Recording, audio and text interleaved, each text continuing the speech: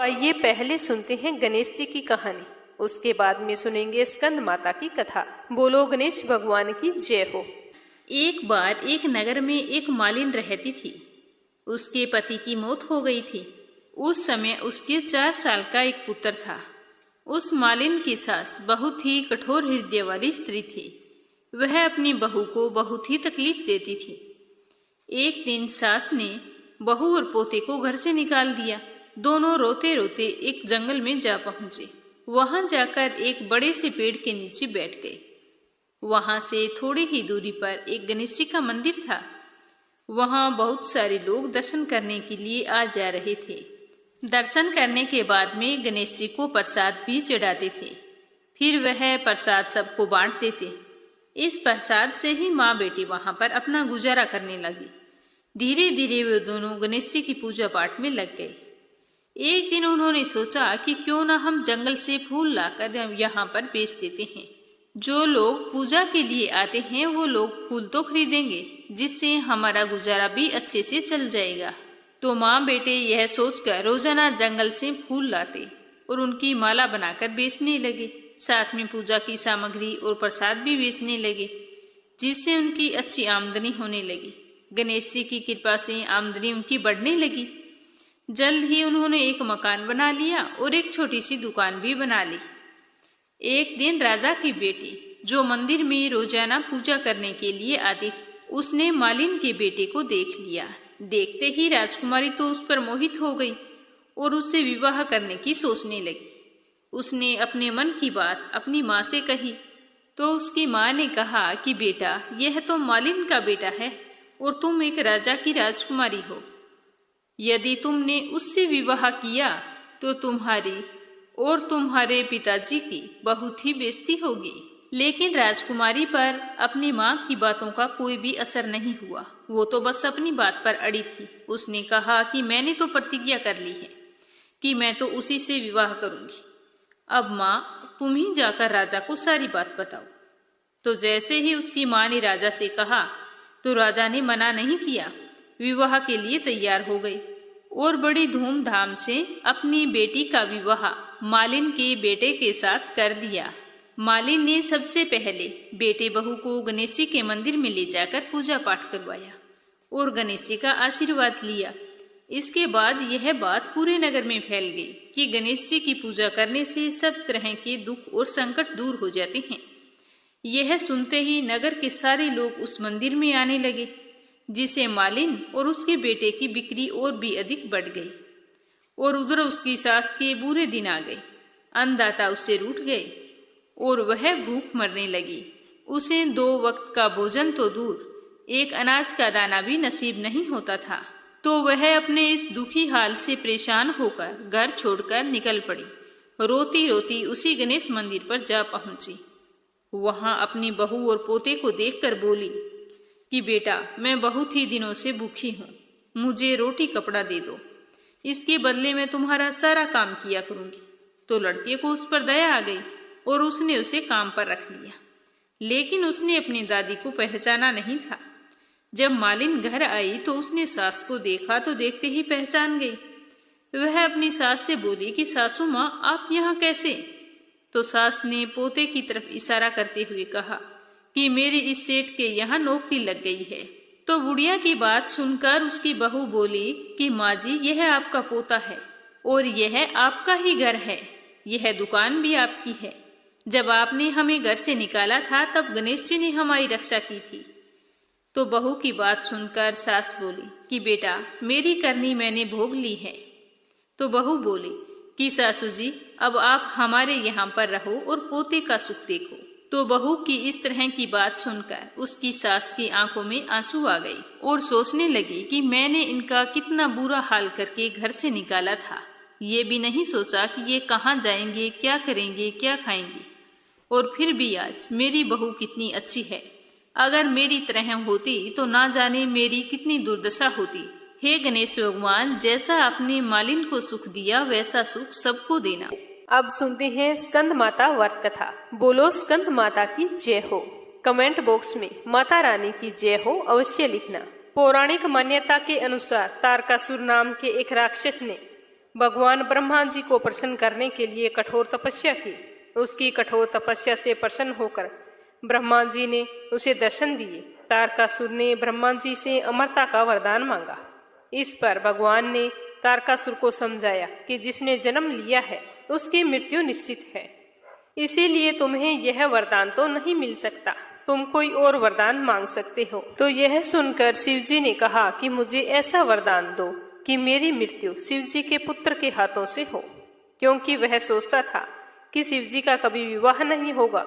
अगर विवाह नहीं होगा तो पुत्र भी नहीं होगा, ऐसा होने से उसकी मृत्यु कभी नहीं हो सकती।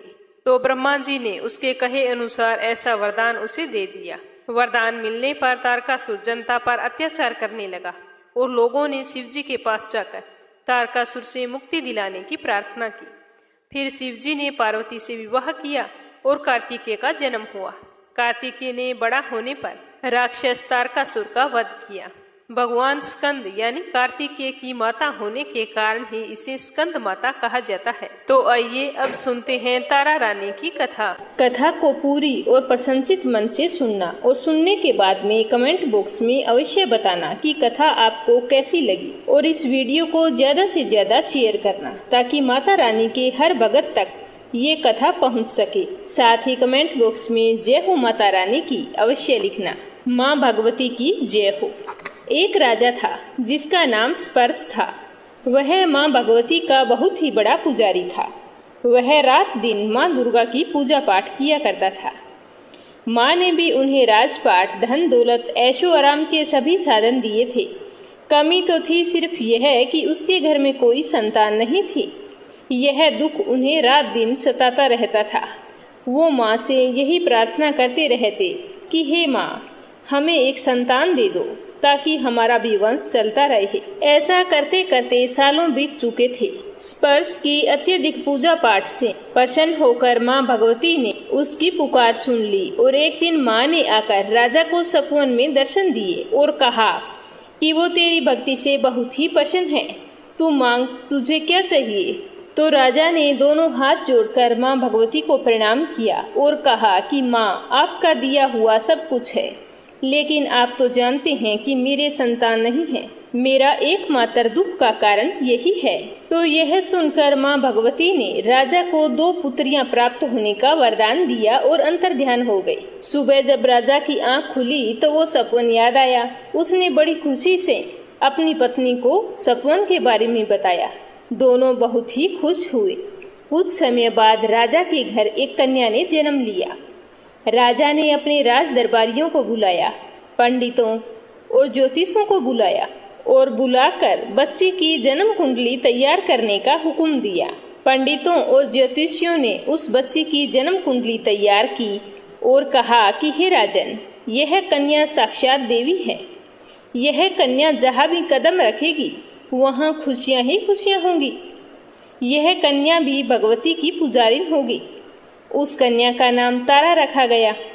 थोड़े समय बाद राजा के घर वरदान के अनुसार एक और कन्या ने जन्म लिया। उस दिन मंगलवार का दिन था।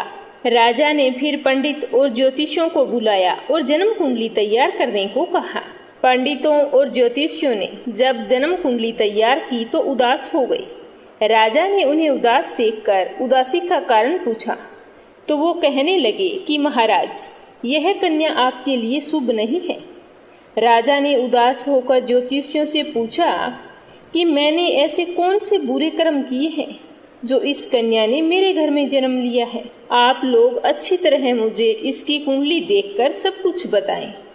तो ज्योतिषियों ने अपनी ज्योतिष विद्या लगाकर बताया कि ये दोनों कन्याएं जिन्होंने आपके घर में जन्म लिया है, ये पिछले जन्म में राजा इंद्र की अप्सराएं थी।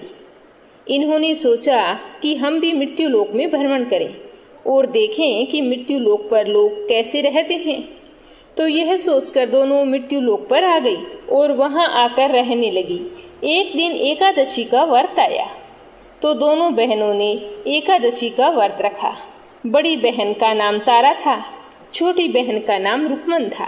बड़ी बहन तारा ने अपनी छोटी बहन से कहा कि रुकमन, आज एकादशी का व्रत है, हम लोगों ने आज भोजन नहीं करना है। तू ऐसा कर, बाजार जा और बाजार जाकर फल ले आ।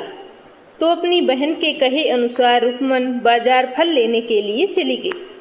वहाँ उसने मछली के पकोड़े बनते देखे। पकोड़ों को देखकर रुकमन के मुंह में तो पानी आ रहा था, उससे रहा नहीं गया। तो उसने अपने पैसों से पकोड़े लिए और खा लिए और तारा के लिए फल लेकर वापस आ गई। फल उसने तारा को दे दिए। तारा ने पूछा कि तू तेरे लिए फल क्यों नहीं लाई? तो रुकमन ने बताया कि मैंने तो आज मछली के पकोड़े खा लिए हैं। तो यह सुनकर तारा को बहुत ही गुस्सा आया। उसने उसी वक्त गुस्से में श्राप दे दिया कि जा नीच, तूने एकादशी के दिन मांस खाया है, नीचों का कर्म किया है। जा, मैं तुझे श्राप देती हूँ कि तू नीचों की जून पाए, छिपकली बनकर सारी उम्र कीड़े मकोड़े ही खाती रहे। इस तरह रुकमन तारा के श्राप से छिपकली बन गई। उसी शहर में एक ऋषि गुरु गोरख जी अपने शिष्यों के साथ रहते थे। उनके शिष्यों में उनका एक चेला था जो बहुत ही तेज स्वभाव का तथा घमंडी था। एक दिन वो घमंडी शिष्य पानी का कमंडल भरकर खुले स्थान में एकांत में जाकर तपस्या के लिए बैठ गया और वो अपनी तपस्या में लीन हो गया। उसी समय वहां पर एक प्यासी कपिला गाय आ गई और उसने ऋषि के पास पड़े कमंडल में पानी देखा तो वह बहुत ही प्यासी थी। उसने कमंडल में मुंह डाला और सारा पानी पी गई। जब कपिला गाय ने मुंह बाहर निकाला तो खाली कमंडल की आवाज सुनकर उस ऋषि की समाधि टूट गई। तो उसने देखा कि गाय ने तो सारा पानी पी लिया है। तो ऋषि को बहुत ही गुस्सा आ गया और उसने गुस्से में आकर उस कपिला गाय को बुरी तरह से चिमटे से खूब मारा। वह गाय बुरी तरह से लुलुहान हो गई। जब इस बात की खबर गुरु गोरख को मिली तो उन्होंने जाकर कपिला गाय की हालत देखी तो गाय का तो बहुत ही बुरा हाल था। गाय की ऐसी हालत देखकर गुरु गोरख को बहुत ही दुख हुआ और गुस्सा भी आया और गुस्से में आकर उस ऋषि को बहुत बुरा भला कहा और उसी समय आश्रम से निकाल दिया। गुरु गोरख ने गाय माता पर किए गए पाप से छुटकारा पाने के लिए कुछ समय बाद एक यज्ञ रचाया। इस यज्ञ का पता उस शिष्य को भी चल गया जिसने कपिला गाय को मारा था। उसने सोचा कि वह अपने अपमान का बदला जरूर लेगा। यज्ञ शुरू हो गया था तो उस चेले ने एक पक्षी का रूप धारण किया और चोंच में सर्प लेकर भंडारे में फेंक दिया, जिसका किसी को भी पता नहीं चला। लेकिन उसी समय वहां एक दीवार पर छिपकली चिपक कर बैठी हुई थी तो उसे इस बात का पता चल गया। यह छिपकली वही थी जिसे पिछले जन्म में तारा देवी ने श्राप दिया था। वह छिपकली सर्प का भंडारे में गिरना देख रही थी। उसे त्याग व परोपकार की शिक्षा अभी तक याद थी। वह भंडारा होने तक घर की दीवार पर ही चिपकी रही और मन ही मन सोचती रही कि किसी तरह इन लोगों के प्राण तो बचाने होंगे। यज्ञ में सम्मिलित लोगों के प्राण बचाने के लिए उसने अपने प्राण न्यौछावर कर लेने का मन ही मन निश्चय बना लिया। अब यज्ञ समाप्त हो चुका था। खीर भंडारे में दी जाने वाली थी। जैसे ही खीर को बांटने के लिए कुछ लोग वहां पर आए और कढ़ाई में से खीर लेने लगे, तभी वह छिपकली दीवार से कूदकर कढ़ाई में जा गिरी। तो इस तरह छिपकली को कढ़ाई में गिरता देखकर नादान लोग छिपकली को बुरा भला कहने लगे। अब खीर तो कोई काम की नहीं थी, इसीलिए कई लोग उस कढ़ाई को उठाकर खाली करने लगे। तो जैसे ही खीर उसमें से निकाली गई तो देखा कि उसमें नीचे एक मरा हुआ सांप पड़ा है। तब सबको मालूम हुआ कि जिस छिपकली को हम बुरा भला कह रहे थे उसने अपने प्राणों की आहुति देकर सबके प्राणों की रक्षा की है। तो वहां पर उपस्थित सभी सज्जनों और देवताओं ने उस छिपकली के लिए प्रार्थना की और कहा कि उसे सब योनियों में उत्तम मनुष्य योनि प्राप्त हो और अंत में वह मोक्ष को प्राप्त करे। तो तीसरे जन्म में वह छिपकली राजा स्पर्श के घर कन्या के रूप में जन्मी। दूसरी बहन तारा देवी ने फिर मनुष्य जन्म लेकर आगे चलकर उसने अयोध्या के प्रतापी राजा हरिश्चंद्र से विवाह किया था। तो इस तरह राजा स्पर्श ने ज्योतिषियों से कन्याओं की कुंडलियां बनवाई। तो ज्योतिषियों ने राजा को बताया कि राजन, यह कन्या आपके लिए हानिकारक सिद्ध होगी, इसके शकुन ठीक नहीं है, अतः आप इसे मरवा दीजिए। तो यह सुनकर राजा बोले कि लड़की को मारना बहुत बड़ा पाप है। मैं ऐसे महापाप का भागी नहीं बन सकता। अगर कोई और उपाय हो तो आप मुझे बताएं, मैं अवश्य करूँगा, लेकिन मैं इसे मार नहीं सकता। तो राजा की यह बात सुनकर ज्योतिषियों ने विचार करके राय दी कि हे राजन, आप ऐसा करें कि एक लकड़ी के संदूक में ऊपर से सोना चांदी आदि जड़वा दें, फिर उस संदूक के भीतर इस लड़की को बंद करके नदी में प्रवाहित कर दें। सोने चांदी से जड़ा हुआ संदूक अवश्य ही कोई लालचवश निकाल लेगा और आपको हत्या का पाप भी नहीं लगेगा। राजा को ज्योतिषियों की यह राय कुछ ठीक लगी, लेकिन राजा मन ही मन बहुत ही उदास था। राजा सोच रहा था कि इस संतान सुख के लिए कितने वर्षों से मैं तपस्या कर रहा था और आज ऐसे संयोग बन गए हैं कि मुझे मेरी ही बच्ची को जल में प्रवाहित करना पड़ रहा है। ना चाहते हुए भी राजा ने हीरे मोतियों से जड़ा हुआ संदूक तैयार करवाया और उसमें अपनी बेटी को रखकर नदी में प्रवाहित कर दिया। वह संदूक बहता बहता काशी के समीप चला गया। वहां पर एक बंगी को दिखाई दिया। बंगी इस बहुमूल्य संदूक को देखकर बहुत ही खुश हुआ और उसने तुरंत नदी से बाहर निकाल लिया। जब उसने संदूक को बाहर निकाल कर खोला तो उसके अंदर अत्यंत रूपवान कन्या दिखाई दी। उस बंगी के कोई संतान नहीं थी। उसने अपनी पत्नी को वह कन्या लाकर दी तो उसकी पत्नी की तो प्रसन्नता का कोई ठिकाना ना रहा। उसने अपनी संतान के समान ही उस बच्ची को लेकर छाती से लगा लिया। भगवती की कृपा से उसके स्तनों में दूध उतराया। पति पत्नी दोनों ने प्रेम से उस कन्या का नाम रुको रखा। दोनों ने बड़े ही लाड प्यार से रुको को पाला था। समय के साथ रुको बड़ी हो गई, फिर उसका विवाह हो गया। रुको अपने ससुराल चली गई।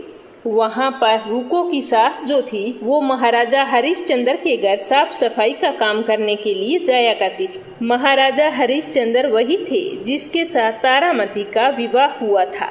एक दिन की बात है कि रुको की सास बीमार पड़ गई तो उसने अपनी बहू रुको से कहा कि बेटा, महाराजा हरिश्चंद्र के घर काम करने के लिए तुम चली जा। तो अपनी सास की बात सुनकर रुको बोली कि कोई बात नहीं माँ जी, आप जितने दिन तबीयत ठीक नहीं है विश्राम करो, मैं काम पर चली जाया करूंगी, तुम्हें आराम की जरूरत है। ऐसा कहकर रुको महाराजा हरिश्चंद्र के घर काम करने के लिए पहुंच गई। वहां पर महाराज की पत्नी तारामती ने जब रुको को देखा तो वह अपने पूर्व जन्म के पुण्य से उसे पहचान गई। तारामती ने रुको से कहा कि हे बहन, तुम मेरे पास आकर बैठो। तो महारानी की बात सुनकर रुको बोली कि रानी जी, मैं नीच जाति की भंगिन हूँ, भला मैं आपके पास कैसे बैठ सकती हूँ। तो तारामती ने कहा कि बहन, पूर्व जन्म में तुम मेरी सगी बहन थी। एकादशी का व्रत खंडित करने के कारण तुम्हें छिपकली की योनि में जाना पड़ा। जो होना था वो हो चुका, अब तुम अपने इस जन्म को सुधारने का उपाय करो। हे बहन, अब तुम मेरा कहा मानकर भगवती वैष्णो माता की सेवा करके अपना जन्म सफल बनाओ। यह सुनकर रुको को बड़ी ही प्रसन्नता हुई और उसने उपाय पूछा। रानी ने बताया कि वैष्णो माता सब मनोरथ को पूरा करने वाली है। जो लोग श्रद्धा पूर्वक माता का पूजन और जागरण करते हैं वह उन सब की मनोकामनाएं पूर्ण करती है। तो यह सुनकर रुको बहुत ही प्रसन्न हुई और प्रसन्न होकर माता की मनोती करते हुए कहा कि हे माता, यदि आपकी कृपा से मुझे एक पुत्र की प्राप्ति हो जाए तो मैं भी आपका पूजन और जागरण करवाऊंगी। तो माता ने रुको की प्रार्थना को स्वीकार कर लिया और 10वें महीने रुको ने बहुत ही सुंदर बालक को जन्म दिया। परंतु दुर्भाग्यवश रुको को माता का पूजन और जागरण कराने का ध्यान बिल्कुल ही नहीं रहा। धीरे धीरे वह बालक 5 वर्ष का हो गया तो एक दिन उसे माता निकल आई, जिसे चेचक भी कहा जाता है।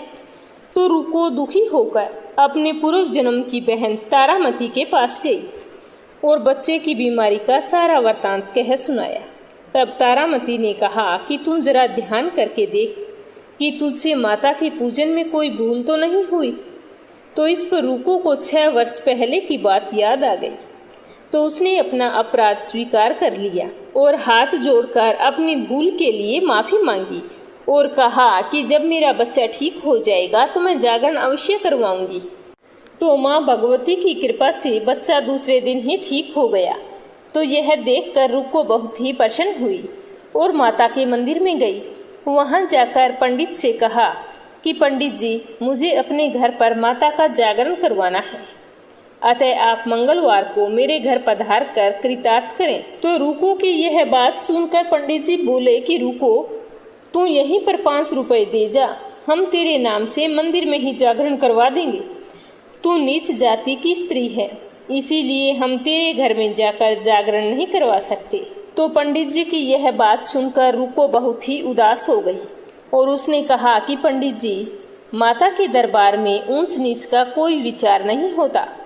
वे तो सब भक्तों को समान रूप से देखते हैं और कृपा करते हैं, इसीलिए आपको भी कोई ऐतराज नहीं होना चाहिए। रुको की बात सुनकर पंडितों ने आपस में विचार किया और फिर रुको से कहा कि यदि महारानी तुम्हारी जागरण में पधारे तब तो हम भी स्वीकार कर लेंगे, जाओ जाकर उनसे पूछ लो। तो यह सुनकर रुको महारानी के पास गई और सारा वृतांत सुनाया। तारामती ने जागरण में सम्मिलित होने को स्वीकार कर लिया और कहा कि तुम जागरण रखवाओ, मैं जागरण पर निश्चित टाइम पर आ जाऊंगी। तो जिस समय रुको पंडितों से यह कहने के लिए गई कि महारानी जी जागरण में आवेंगी, तो उस समय वहां पर सेन नाई बैठा था। उसने सब कुछ सुन लिया और उसने आकर महाराजा हरिश्चंद्र को सब कुछ बता दिया। राजा को सेन नाई की बात पर बिल्कुल भी विश्वास नहीं हुआ कि महारानी बंगियों के घर जागरण में जा सकती है। नहीं, ऐसा कभी नहीं हो सकता। तो सेन नाई के बार बार कहने पर राजा ने सोचा कि चलो देखता हूँ, क्या पता सेन नाई की बात सच्ची हो। तो जागरण वाले दिन राजा ने अपनी अंगुली पर थोड़ा सा चीरा लगा लिया ताकि दर्द के कारण नींद न आए। रानी तारामती ने देखा कि जागरण का समय हो रहा है, परंतु महाराज को आज नींद नहीं आ रही। तो उसने मन ही मन माता वैष्णो देवी से प्रार्थना की और कहा कि हे माता, आप किसी भी उपाय से राजा को सुला दें ताकि मैं जागरण में सम्मिलित होने के लिए जा सकूं। तो माता रानी की कृपा से राजा को नींद आ गई। तारामती रोशनदान से रस्सा बांधकर महल से उतरी और रुको के घर जा पहुंची। उस समय जल्दी के कारण रानी के हाथ से रेशमी रुमाल तथा पांव का एक कंगन रास्ते में ही गिर पड़ा। रानी बहुत ही जल्दी में थी, इसीलिए उसने ध्यान नहीं दिया और वो रुको के घर जागरण में चली गई। उधर थोड़ी देर बाद राजा हरिश्चंद्र की नींद खुल गई। वह भी रानी का पता लगाने के लिए निकल पड़े और मन ही मन सोच रहे थे कि सेन नाई की बात मुझे लगता है सच्ची है। महारानी जरूर रुको भंगिन के यहाँ गई होगी। तो वो उसी रास्ते से चल पड़े। तो रास्ते में उन्हें कंगन और रुमाल दिखाई दिया। तो राजा ने ये दोनों चीजें रास्ते से उठाकर अपने पास रख ली, क्योंकि राजा तो पहचान गए थे कि ये तो महारानी की हैं, और सीधे रुको के घर चले गए। वहां पर जागरण हो रहा था। वहां पर जाकर राजा चुपचाप एक कोने में बैठकर दृश्य देखने लगे। जब जागरण समाप्त हुआ तो सबने माता की आरती की। उसके बाद प्रसाद बांटा गया। रानी तारामती को जब प्रसाद मिला तो उसने झोली में रख लिया। यह देखकर लोगों ने पूछा कि आपने प्रसाद क्यों नहीं खाया? यदि आप प्रसाद नहीं खाएंगी तो कोई भी प्रसाद नहीं खाएगा। तो रानी बोली कि तुमने प्रसाद दिया वह मैंने महाराज के लिए रख लिया है, अब आप मुझे मेरा प्रसाद दें। जब दूसरी बार महारानी को प्रसाद दिया गया तो महारानी ने प्रसाद लेकर खा लिया। इसके बाद वहां पर आए सारे भक्तों ने मां का प्रसाद खाया। इस प्रकार से जागरण समाप्त करके प्रसाद खाने के पश्चात रानी तारामती महल की तरफ चली। तो राजा ने आगे बढ़कर रास्ता रोक लिया और कहा कि तूने नीचों के घर का प्रसाद खाया और अपना धर्म भ्रष्ट कर लिया। अब मैं तुझे अपने घर में कैसे रखूं? तूने तो कुल की मर्यादा व प्रतिष्ठा का भी ध्यान नहीं रखा। जो प्रसाद तू अपनी झोली में मेरे लिए लाई है उसे मुझे खिलाकर अपवित्र करना चाहती है। ऐसा कहते हुए राजा ने झोली की ओर देखा तो भगवती की कृपा से प्रसाद के स्थान पर उसमें चंपा, गुलाब और गेंदे के फूल, कच्चे चावल और सुपारियां दिखाई दी। तो राजा यह चमत्कार देखकर आश्चर्यचकित रह गया। राजा हरिश्चंद्र रानी तारा को साथ लेकर महल लौट आए। वहीं रानी ने ज्वाला मैया की शक्ति से बिना माचिस या चकमक पत्थर की सहायता से राजा को अग्नि प्रज्वलित करके दिखाई, जिसे देखकर राजा का आश्चर्य और भी बढ़ गया। फिर रानी तारामती बोली कि प्रत्यक्ष दर्शन पाने के लिए बहुत बड़े त्याग की जरूरत होती है। तो राजा ने कहा कि मैं माँ दुर्गा के प्रत्यक्ष दर्शन करना चाहता हूँ, बताओ मुझे क्या त्याग करना होगा। तो रानी तारामती बोली कि यदि आप अपने पुत्र रोहितास की बलि दे सकें तो आपको दुर्गा देवी के प्रत्यक्ष दर्शन हो जाएंगे। तो राजा के मन में तो देवी के दर्शन की लगन हो गई थी। राजा ने पुत्र का मोह त्याग कर रोहितास का सिर देवी को अर्पण कर दिया। ऐसी सच्ची श्रद्धा और विश्वास देखकर दुर्गा माता सिंह पर सवार होकर उसी समय प्रकट हो गई। राजा हरिश्चंद्र माँ दुर्गा के दर्शन करके कृतार्थ हो गए। माँ दुर्गा की कृपा से रोहितास भी जीवित हो उठा। तो यह चमत्कार देखकर राजा हरिश्चंद्र खुशी से गदगद हो गए। उन्होंने विधि पूर्वक माता का पूजन करके अपने अपराधों की क्षमा मांगी। तो इसके बाद सुखी रहने का आशीर्वाद देते हुए माता अंतर्ध्यान हो गई। फिर राजा ने तारा रानी की भक्ति की प्रशंसा करते हुए कहा कि हे तारा, तुम्हारे आचरण से मैं अति प्रसन्न हूँ। मैंने तुम्हें व्यर्थ ही गलत समझा। धन्य भाग मेरे जो तुम मुझे पत्नी के रूप में प्राप्त हुई। फिर राजा रानी दोनों पूरी सच्ची श्रद्धा से माँ दुर्गा की पूजा पाठ करने लगे। उधर रुक्मन भी माँ दुर्गा की सच्ची भगत बन गई थी। तो इस तरह से आयु उपरांत सुख भोगने के बाद राजा हरिश्चंद्र, रानी तारा एवं रुक्मन भगिन तीनों ही मनुष्य योनि से छूटकर देवलोक को प्राप्त हुए। तारा रानी की इस कथा को जो भी मनुष्य माता रानी के जागरण में और नवरात्रा के अष्टमी नवमी तिथि के दिन पढ़ता है या सुनता है या सुनाता है, उसकी सभी मनोकामनाएं पूर्ण होती है, सुख समृद्धि बढ़ती है और शत्रुओं का नाश होता है। तो ये थी तारा रानी की कथा।